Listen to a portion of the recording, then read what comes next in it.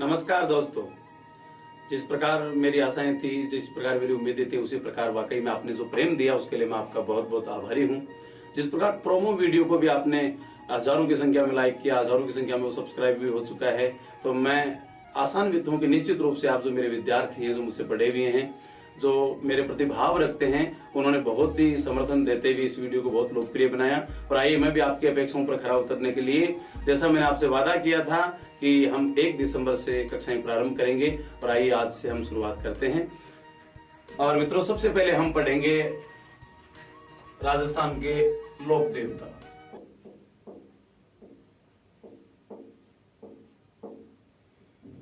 लोक देवता हमारे राजस्थान की जो मिट्टी की पहचान है, हमारे राजस्थान के गौरव हैं, हमारे राजस्थान के आन हैं, बान हैं और शान हैं। देवता की साधारण सी बात करें तो देवता पौराणिक देवता हैं, जिनका शास्त्रों में बहुत वर्णन है, और साथ ही हमारे लोक देवता भी हैं।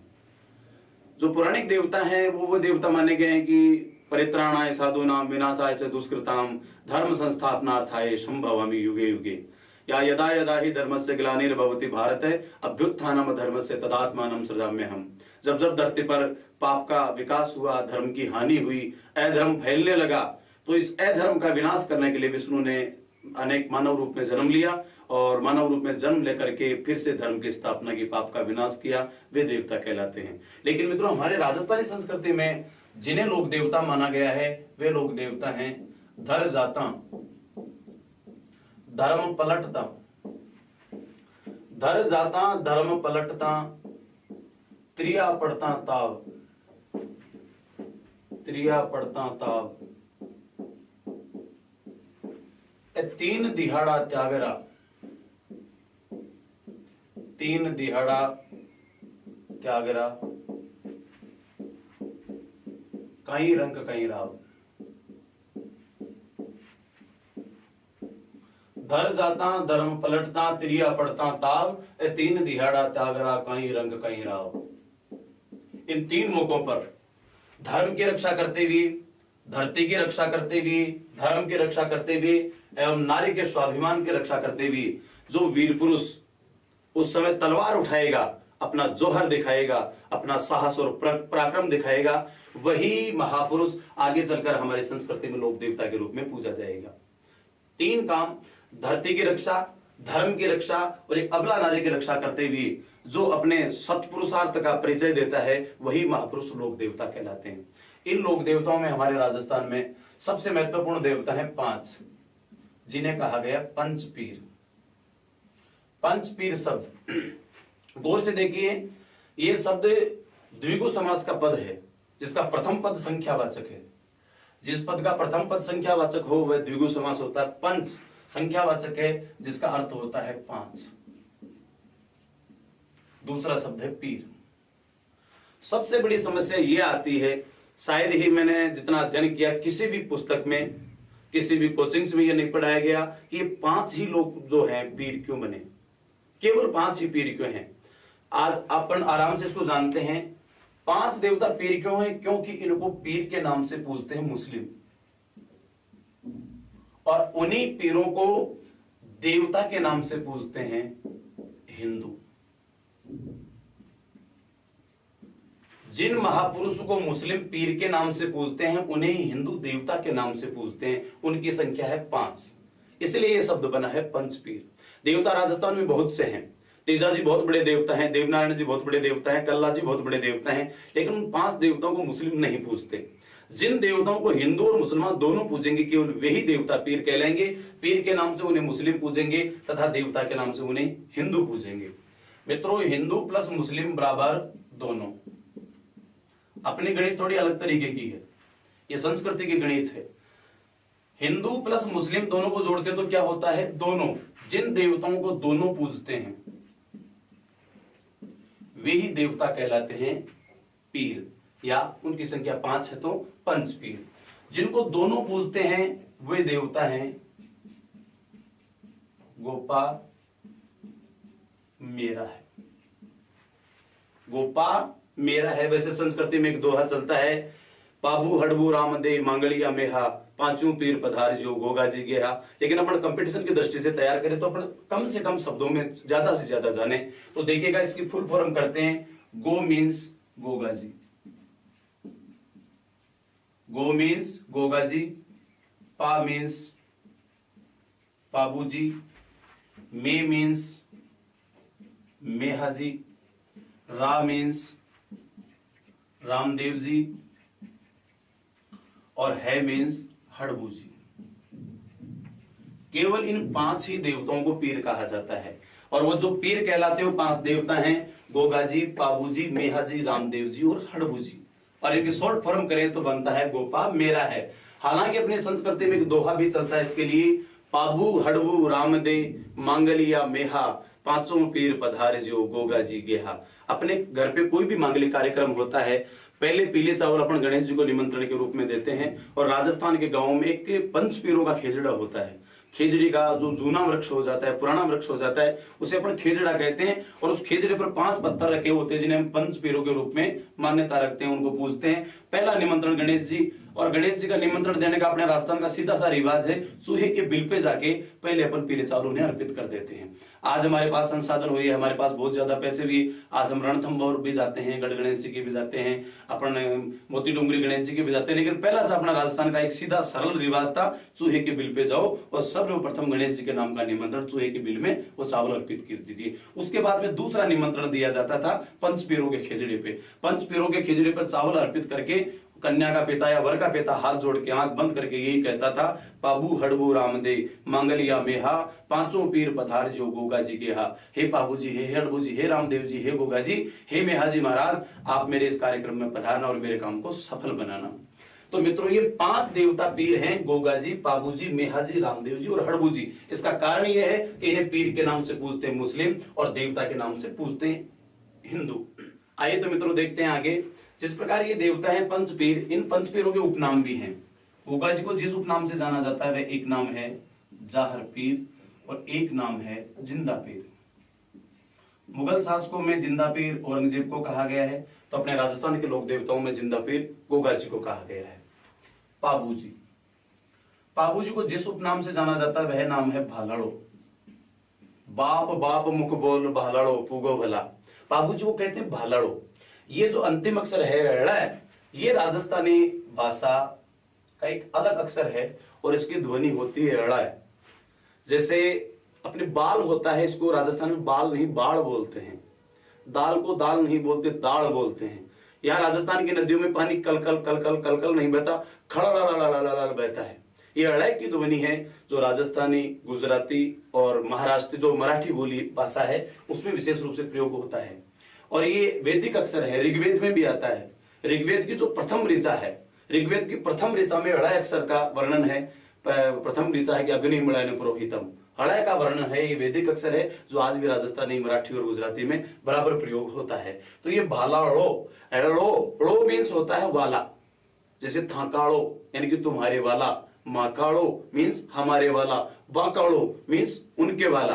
तो भालाड़ो मीन्स है भाले वाला। भाले वाला या भालाड़ो देवता जिसे कहा जाता है वो है पाबू जी। इनका प्रिय आयुध था, प्रिय हथियार था। मेहा जी, इनको उज्जवल क्षत्रिय कहते हैं, यानी कि मैं हिंदी में लिख देता हूं उज्जवल क्षत्रिय, उज्जवल क्षत्रिय।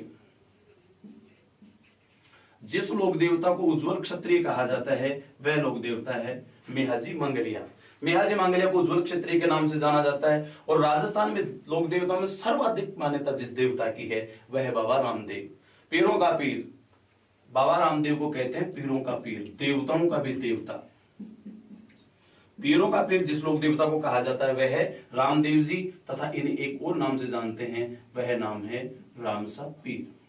जिस प्रकार हिंदू केवल रामदेव जी को बाबा के नाम से जानते हैं, हिंदू केवल बाबा कहते हैं, बाबो कीरो आपा रो, आपा कीरा बाबेरा। और कोई भी आदमी अगर रामदेव जी की यात्रा पर जा रहा है तो उसे आप पूछेगा कि कहाँ जा रहा है, तो ये नहीं कहेगा मैं रामदेव जी के जा रहा हूँ, रूणीचा जा रहा हूँ, रामदेवरा जा रहा हूँ, वही कह रहा है, ये कहेगा बाबेरे जा रही हूँ सर, बाबेरे जा रही हूँ। बाबा किसे कहेंगे? रामदेव जी। उसी प्रकार इनको मुस्लिम धर्म के जो इनके अनुयायी हैं वो इन्हें रामसा पीर या पीरों का पीर कहते हैं। अब है हड़बू जी। हड़बू जी को जिस उपनाम से जाना जाता है वह नाम है शकुन शास्त्री। भविष्य की घटनाओं की फीलिंग्स जिसके शरीर में आती हो और अपने आप वो भविष्यवाणियां कर देता है कि आज से 7 दिन बाद ये होगा, 13 दिन बाद होगा, 2 घंटे बाद ये होगा, ऐसे व्यक्ति को कहा जाता है शकुन शास्त्री। और शकुन शास्त्र के ज्ञाता होने की वजह से षड्भुज जी को कहा गया है शकुन शास्त्री। तो प्यारे बच्चों, गुगा जी का उपनाम है जाहर पीर और जिंदा पीर, बाबू जी का उपनाम है भालाड़ो, मेहा जी का उपनाम है उज्जवल क्षत्रिय, रामदेव जी का उपनाम है पीरों का पीर और रामसा पीर, तो हड़बू जी का उपनाम है शकुन शास्त्री। ये शॉर्ट फॉर्म है, गोपा मेरा है, तो पाबू हड़बू रामदेव मांगलिया मेहा, 500 पीर पधार जो गोगा जी गेहा। और आइएगा क्रम से अपन एक एक करके पीरों को पढ़ते हैं। आइए तो मित्रों, पंच पीरों की इस कड़ी में सबसे पहले पढ़ते हैं हम बाबूजी राठौड़ भालाड़ो।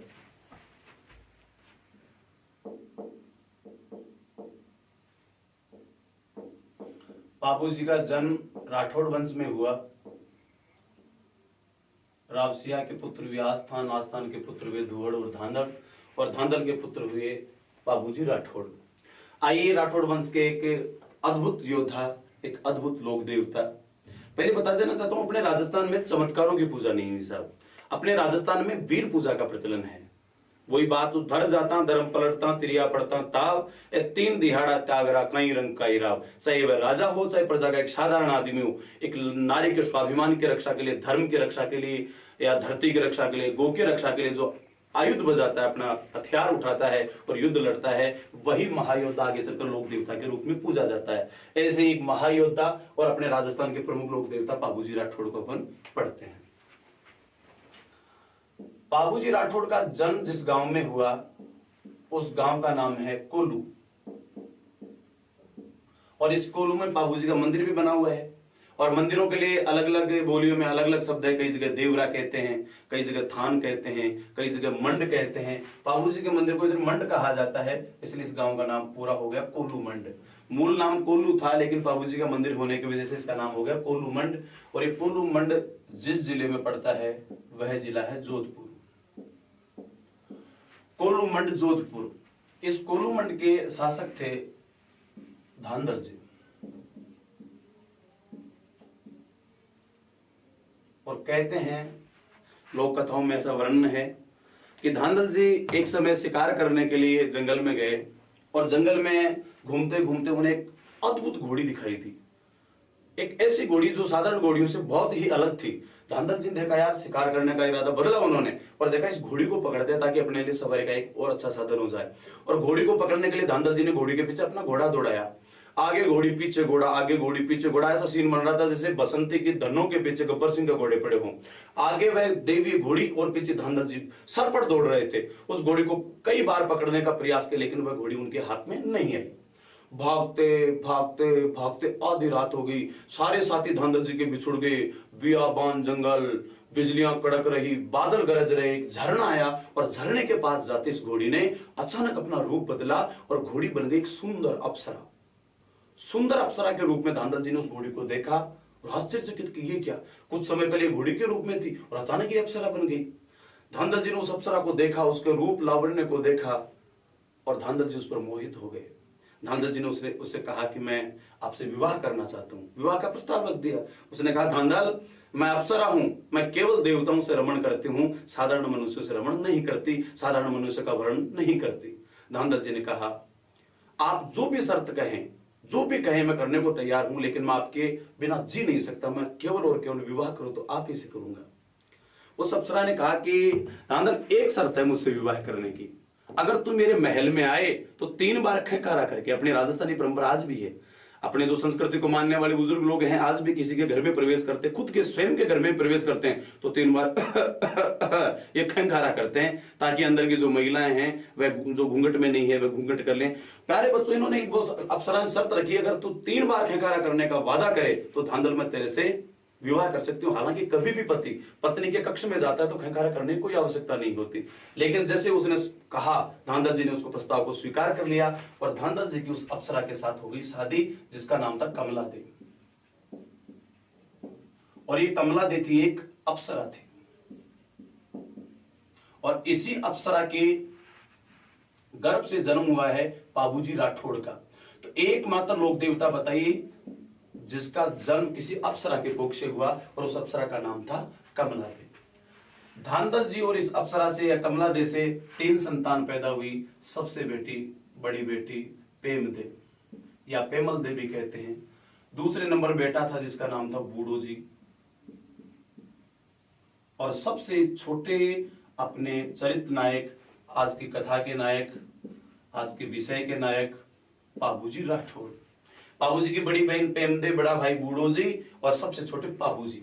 पाबूजी के मां का नाम कमला दे था जो एक अप्सरा थी, पिता का नाम धांधल जी, और इनका जन्म हुआ था कोलूमंड जोधपुर में। इन तीनों में से अपने को पढ़ना है पाबूजी राठौड़ को। पाबूजी राठौड़ को माना जाता है लक्ष्मण का अवतार। पाबूजी राठौड़ थे लक्ष्मण के अवतार, और इसी लक्ष्मण के अवतार पाबूजी राठौड़ को माना जाता है अपने राजस्थान में ऊंटों का देवता। ऊंटों का देवता कौन? पाबूजी राठौड़। यहां भी एक बड़ी रोचक बात निकल के आती है कि पाबूजी ऊंटों के देवता किस प्रकार हुए। पाबूजी की एक भतीजी, बड़ी लाडली भतीजी, बूढ़ो जी की पुत्री, और उसका नाम था केलमदे। केलमदे की शादी हुई तत्कालीन इस राजस्थान के सबसे बड़े वीर पुरुष के साथ, जिनका नाम था गोगाजी चौहान। गोगाजी चौहान और पाबूजी राठौड़ आपस में ससुर जमाई थे। गोगाजी चौहान दामाद थे तो पाबूजी राठौड़ उनके चचिया ससुर थे। और पाबूजी की भतीजी केलमदे पुत्री भले ही बूढ़ो जी की हो, लेकिन सबसे ज्यादा लाडली केलमदे किसी की थी तो होती पाबूजी की। जब केलमदे का गोगाजी के साथ विवाह हुआ, एक दिन मजाक में पाबूजी ने पूछ लिया कि केलम तेरे को दहेज में क्या चाहिए, तू मांगेगी वो चीज तेरे को लाके दूंगा।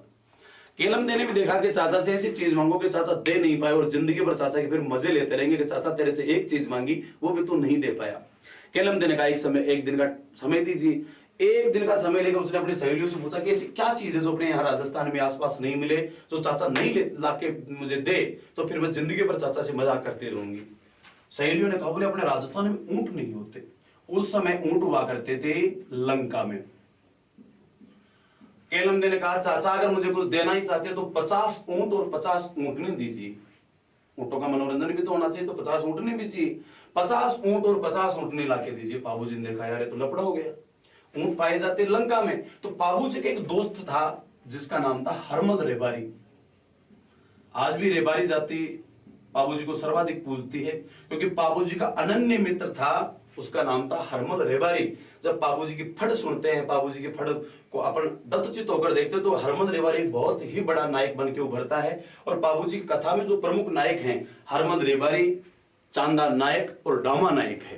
कहते हैं कि डामा नायक हनुमान जी का अवतार माना गया, जिस प्रकार पाबूजी को लक्ष्मण का अवतार माना गया। डामा नायक इतना अपर बली, इतना ताकतवर था कि वो घोड़े पर बैठकर दौड़ते दौड़ते जब घोड़ा थक जाता था, उसी थके हुए घोड़े को अपनी कांख में दबाकर वह भागता रहता था। जब तक घोड़ा एकदम आराम करके सुस्ता लेता घंटे भर बाद में, तो घोड़े को निकाल कर उसके ऊपर बैठकर फिर दौड़ पड़ता था। ऐसा था डामा नायक। प्यारे बच्चों, हरमल रेबारी को लिया, हरमल रेबारी को लेकर लंका पर धावा बोला। लंका से धावा लेकर चले गए, वहां से 50 ऊंट और 50 ऊंटनी। ऊंट तो राजस्थान के लोग आराम से जानते हैं ऊंट किस प्रकार का होता है। और अगर आपने ऊंट नहीं देखा तो गौर से मेरी शक्ल भी देख सकते हो। मेरी शक्ल भी ऊंट से मिलती जुलती बताते हैं, क्योंकि मेरी मम्मी मुझे ऊंट ही कहा करती है, तो मुझे लगता है शायद मैं ही ऊंट होऊंगा। ऐसा ऊंट, ये है साहब ऊंट।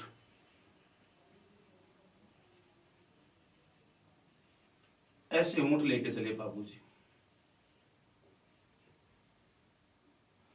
ये गौर से देखिए, ये ऊंट है। अब बहुत से को देखिए हो रहा कि 5 पांव। सच में जब बाबूजी लंका से ऊंट लेके आए, उनके 5 पांव हुआ करते थे। चलते चलते ऊंटों के 5 पांव की वजह से बहुत धीमी स्पीड थी, बहुत धीमी गति थी, और केलमदे के फेरों का समय आ गया। बाबूजी ने देखा अगर फेरों का समय ऊंट नहीं पहुंचे, समठुणी में ऊंट नहीं दिखा पाए, तो केलमदे नाराज हो जाएगी। कहते बाबूजी ने चमत्कार दिखाया और अपना हाथ इस बीच वाले पांव के नीचे लगाकर इसको ऐसे अंदर घुसेड़ दिया जैसे कोई दुकान का शटर अंदर घुसेड़ते हैं। आज भी ऊंट के छाती में देखिएगा एडर का निशान होता है, इसको एडर कहते हैं, जो सेम पांव के निचला हिस्सा होता है और ये ऊपर यूं कुबड़ होता है। कहते हैं कि सारा किया धरा ये बाबूजी का। बाबूजी ने बीच वाला पांव ऊपर इसके अंदर घुसेड़ दिया, इसीलिए ऊंटों की स्पीड हो गई तेज और ऊंट समय पर कोलूमंड पहुंच गए और केलमदे को मिल गए। तो इस प्रकार राजस्थान में पहली बार ऊंट लाने का श्रेय जिस महापुरुष को दिया जाता है वह है पाबूजी राठौड़। पहली बार ऊंट राजस्थान में पाबूजी लेके आए, और पाबूजी ऊंट कहां से लेके आए? लंका से। लंका से लेके बाबूजी का सहयोग इसमें किसने किया? हरमल रेबारी ने। आज भी ऊंटों का पालन जो करते हैं रेबारी करते हैं, जिन्हें रायका भी कहा जाता है और देवासी भी कहा जाता है। इन रेबारी, रायका या देवासी जाति के जो आराध्य देवता बाबूजी हैं। और केलम दे के जो पति थे उनका नाम था गोगाजी। इस प्रकार बाबूजी राजस्थान में कहलाए ऊंटों का देवता। ऊंटों में एक बीमारी होती है जिसका नाम है सर्रा। कोई ज्यादा डॉक्टर को नहीं दिखाया करते थे पहले के लोग, थे भी कहां डॉक्टर। बाबूजी के नाम से फिटकरी पानी में घोड़ो, उसमें नाड़ में डालो और ऊंट को दे दो, बाबूजी का नाम लेके ऊंट एकदम ठीक हो जाएगा। एक सर्रा, वैसे इंसानों में एक महामारी प्लेग, ये सर्रा और प्लेग रोग हो जाते हैं। इन दोनों रोगों का निवारण करते हैं बाबूजी। तो बाबूजी हैं साहब सर्रा और प्लेग रोगों के निवारक देवता। जानवरों में सर्रा, वैसे ही इंसानों में प्लेग। ये दोनों होने पर किस देवता की पूजा की जाती है? लक्ष्मण के अवतार बाबूजी राठौड़ की। गुरु का नाम था समर्थ भारती। बाबूजी के गुरु कौन थे? समर्थ भारती।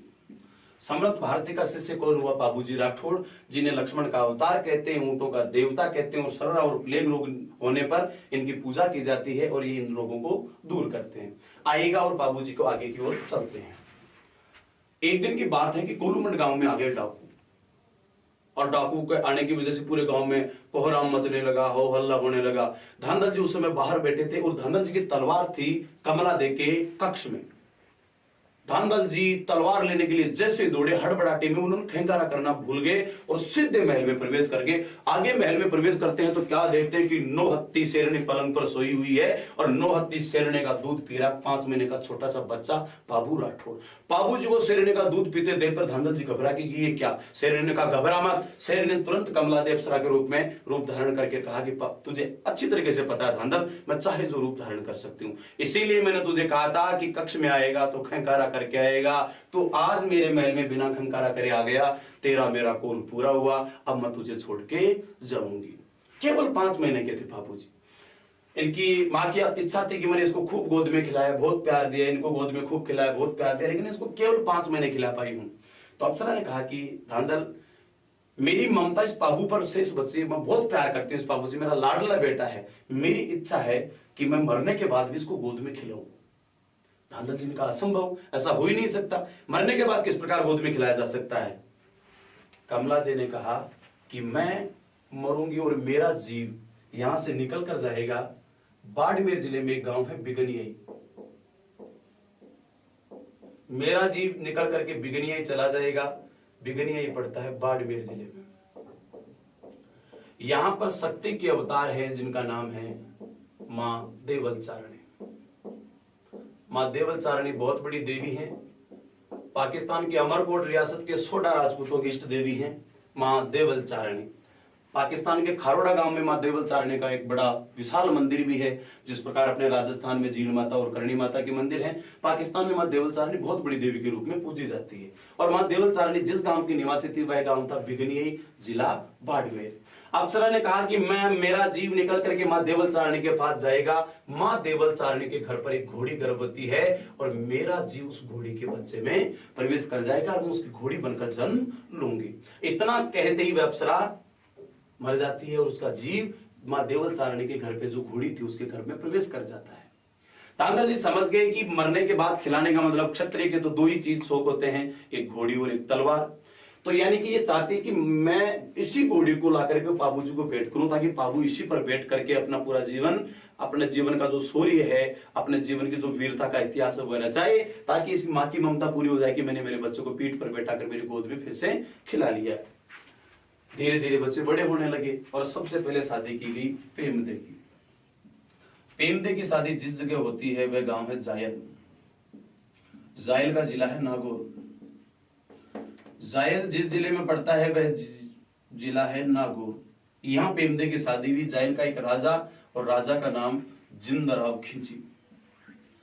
यही अपनी इस फिल्म का अमरीशपुरी है। इसी जिंदराव खिंची से बाबूजी का युद्ध होता है और लड़ते हुए बाबूजी वीरगति को प्राप्त होते हैं। जो जीजा था, बहनोई था बाबूजी का। दूसरे नंबर पर बूढ़ो जी की शादी होती है। बूढ़ो जी की शादी होती है गिरनार। गिरनार की गहलोत रानी केसर कंवर, गहलोत वंश की थी, खींची वंश की। और तीसरे नंबर पर गुरु का नाम आपने शायद लिख ही लिया होगा, थोड़ा स्पेस कम है तो मैं इसको मिटा देता हूं। पाबू जी का विवाह होता है साहब अमरकोट, जिसको आजकल उमरकोट भी कहते हैं, जहां अकबर का जन्म हुआ था। अमरकोट सिंध राज्य में पड़ता है, और सिंध जिस देश में पड़ता है वह देश है पाकिस्तान। अमरकोट के राजा सूरजमल सोढ़ा और सूरजमल सोढ़ा की पुत्री फूलमदे। बाबू जी का विवाह फूलमदे के साथ हुआ, और हमारी लोक कथाओं में कहते हैं कि फूलमदे शूर्पणखा की अवतार थी।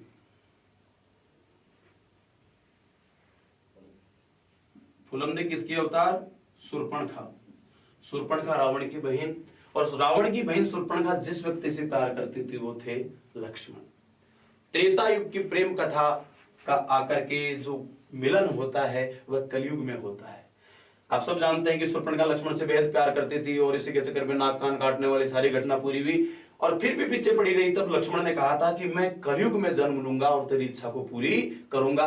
तो उसी दिए गए वादे को निभाने के लिए लक्ष्मण पाबूजी राठौड़ के रूप में जन्म लेते हैं, और शूर्पणखा अपनी अतृप्त कामनाओं की पूर्ति के लिए फूलमदे के रूप में जन्म लेती है, जो अमरकोट के राजा सूरजमल सोढ़ा की पुत्री थी। जैसे ही विवाह हुआ और धांधल जी ने कहा कि बाबू तेरी मां की इच्छा थी कि तू उसकी गोद में बैठ के तोरण मारे, उसकी गोद में बैठ करके बारात सजा के ले जाए। बाबू जी ने कहा मैं समझा नहीं, मेरी मां तो कब की मर चुकी। बोले नहीं, तेरी मां घोड़ी के रूप में मां देवल चारणी के पास है, और बड़ी अद्भुत घोड़ी है जिसका नाम है केसर कालमी। आज भी अपनी राजस्थानी परंपराओं में दूल्हा जिस घोड़ी पर बैठता है उस घोड़ी को दूल्हे की मां माना जाता है। दूल्हा कभी भी जिस घोड़ी पर बैठता है उसकी लगाम अपने हाथ में नहीं पकड़ सकता, उसे चाबुक नहीं मार सकता, उसे एड़ नहीं मार सकता। उसकी बाकायदा आरती उतारी जाती है, बाकायदा उसकी पूजा होती है, क्योंकि यहीं से परंपरा चली कि जो दूल्हे की घोड़ी है वह दूल्हे की मां होती है। और कई जगह तो ऐसा भी देखा जाता है जैसे दूल्हा तोरण से उतरता है, वर पक्ष और वधु पक्ष में कंपटीशन होता है किस घोड़ी पर वर पक्ष वाले बैठे हैं। जैसे दूल्हा उतरा दूसरे वो बैठने के लिए आपस में लड़ाई हो जाती है, और अगर वर पक्ष वाले बैठ गए तो उनकी इज्जत बच गई, अगर वधु पक्ष वाले बैठ गए तो फिर मजाक करते हैं, साहब देखो ये दूल्हे की मां थी और हम इस पर सवार हो गए। ऐसी मान्यताएं हैं कुछ। बिगनिया गांव में देवलमा के पास में घोड़ी का नाम केसर कालमी। ये घोड़ी लाने के लिए धांधल जी ने कहा पाबू जी को, और पाबू जी बड़े खुश हुए, मेरी मां को मैं उस रूप में नहीं देख पाया, कम से कम घोड़ी के रूप में तो उनकी गोद में बैठूंगा। इधर इस घोड़ी को लेना चाहता था राजा जिंदराव खींची। इस घोड़ी को लेने के लिए पहुंच चुका जिंदराव खींची कि मां ये घोड़ी मुझे दे, और इधर इस घोड़ी को लेने के लिए पहुंच गए पाबूजी राठौड़। जिंदराव खींचे बड़ा अहंकारी था, दुष्टता जाते ही जाकर के गर्व में घमंड में चूर होकर के कहा बता तेरी इस घोड़ी की क्या कीमत है, जो कीमत मांगेगी वो कीमत देने के लिए तैयार हूं। उसी समय पाबूजी पहुंचते, पाबूजी ने दंडवत प्रणाम किया, सिर झुका के नमस्कार किया और कहा कि जगदम्बे तेरी घोड़ी मैं खरीद सकूं इतनी मेरी क्षमता नहीं है, लेकिन मैं आपसे हाथ जोड़कर निवेदन करता हूं कि ये घोड़ी अगर शादी के लिए मुझे उधारी दे दो तो मैं आपका उपकार कभी नहीं भूलूंगा। जब देवल मां बाबूजी के व्यवहार को देखती है, बाबू मां ने देखा कि यार ये घोड़ी का हकदार तो बाबूजी, कितना विनम्र आदमी, तो घमंडी आदमी है। देवल मां ने कहा ठीक है बाबू घोड़ी तुझे ही मिलेगी। तो जिंदराव ने कहा अगर घोड़ी अगर बाबू को मिल गई तो मैं तेरी एक गाय नहीं छोड़ूंगा, सारी गायें चुरा ले जाऊंगा, सारी गायें चुरा ले जाऊंगा। तो बाबूजी राठौड़ कहते मां देवल चारणी को कि मत नट जे महमाए, मत नट जे महमाए चाड़ा गारी चारणी, अरे मत नट जे महमाए चाड़ा गारी चारणी, जे घिरसी थारी गाय तो सिर देशा गाया सटे। अगर ये तेरी गाय घेर लेगा तो मैं तेरी गायों के बदले अपने सिर कटा दूंगा। और प्यारे बच्चों, देवल मां इसी विश्वास के साथ केसर कालमी बाबूजी को दे देती है, और बाबूजी बारात सजाकर आ जाते हैं अमरकोट। अब अमरकोट में आपने देखा होगा कभी बारात में तोरण तक तो सारे बाराती साथ रहते, तोरण तक सब सारे साथ रहे, और तोरण के बाद जैसे बाबूजी अंदर प्रवेश करते हैं और ये जिंदराव खींची देवल मां की गायें लूट लेता है। किसने लूटी देवल मां की गायें? जिंदराव खींची ने। जिंदराव खींची ने किसकी गायें लूटी? मां देवल चारणी की गायें। ये लुटेरा था। अब साहब जैसे इधर हुआ, देवल मां ने चील का रूप धारण किया, अमरकोटगढ़ के कांगड़े पर बैठी और जब अमरकोट के कांगड़े पर बैठ करके पाबू को संकेत किया, पाबू जी की घोड़ी केसर काल में हिन हिनाने लगी, लगाम तोड़ाने लगी, विकराल रूप धारण कर लिया। पाबू जी समझ गए देवल मां की गायों को पाबू जिंदराव ने घेर लिया है। उस समय फुलमदे के साथ पाबू जी का हो रहा था चौथा फेरा। पाबू जी ने चौथा फेरा बीच में छोड़ा, इसीलिए आज भी राजस्थान में 3.5 फेरे होते हैं, क्योंकि चौथा फेरा भी बीच में छोड़ा, मतलब चौथा अधूरा ही रहा था। इसी कारण राजस्थान में आज भी केवल 3.5 फेरे होते हैं, पूरे 7 फेरे नहीं होते। और 3.5 फेरे होने के बाद भी अपन राजस्थानियों की लुगाइयां रुक जाती है, इन लुगाइयों 14 फेरे में नहीं रुकती। चौथा फेरा बीच में छोड़कर बाबूजी राठौड़ यहां से अपनी पूरी बारात को लेकर, पूरी सेना को लेकर प्रस्थान करते हैं और दोनों के बीच में घमासान युद्ध हुआ, जिससे युद्ध लड़कर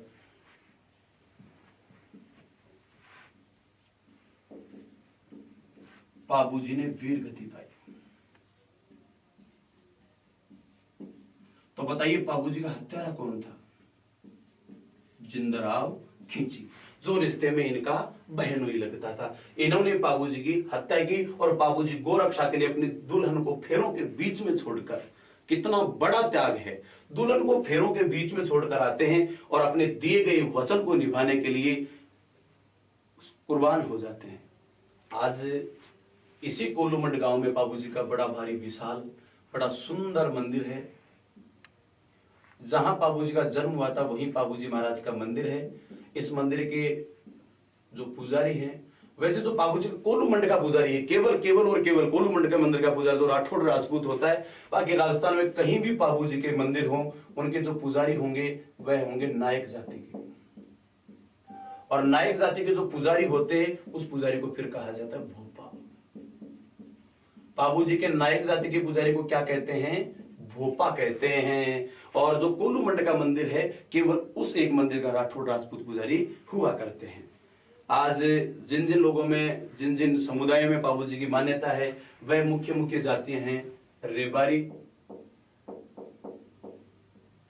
चारण, दोहा भी कहते हैं कि चोड़े सो चारणा बाहर राखर बित, चोड़े सो चारणा बाहर राकर बित, धन जारे धंधड़ धनी पाबू पेरायत।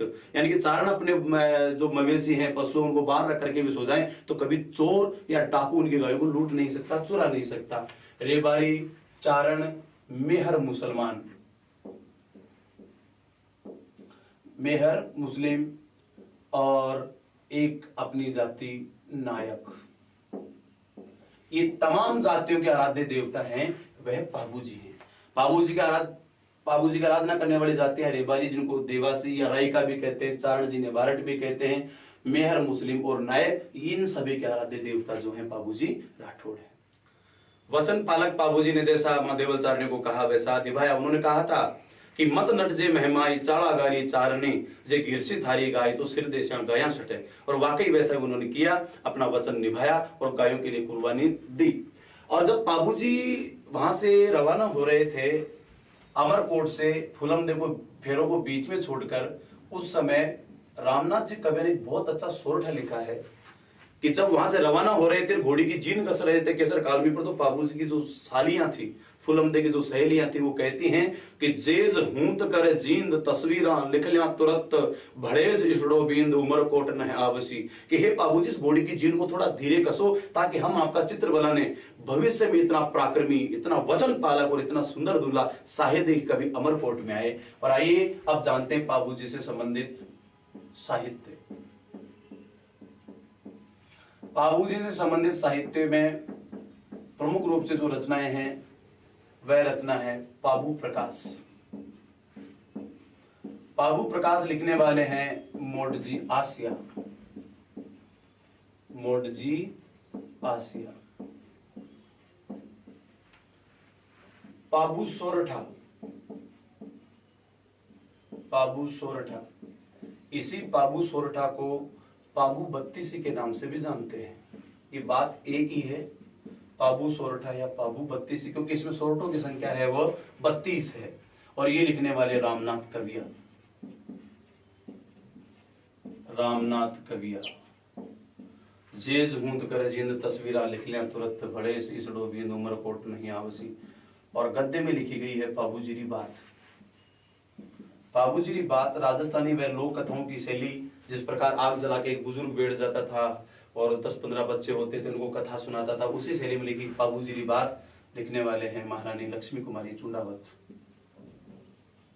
महारानी लक्ष्मी कुमारी चुंडावत।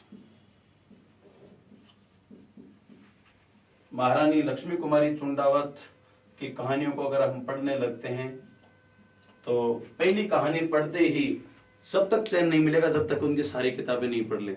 चाहे वह केरे चकवा बात हो, चाहे वह मूमल हो, चाहे गिर ऊंचा ऊंचा गड्ढा हो, चाहे बाबूजी की बात हो, चाहे टाबरारी बातें हो। और इसी के साथ आज का हमारा बाबूजी का अध्याय पूरा हुआ।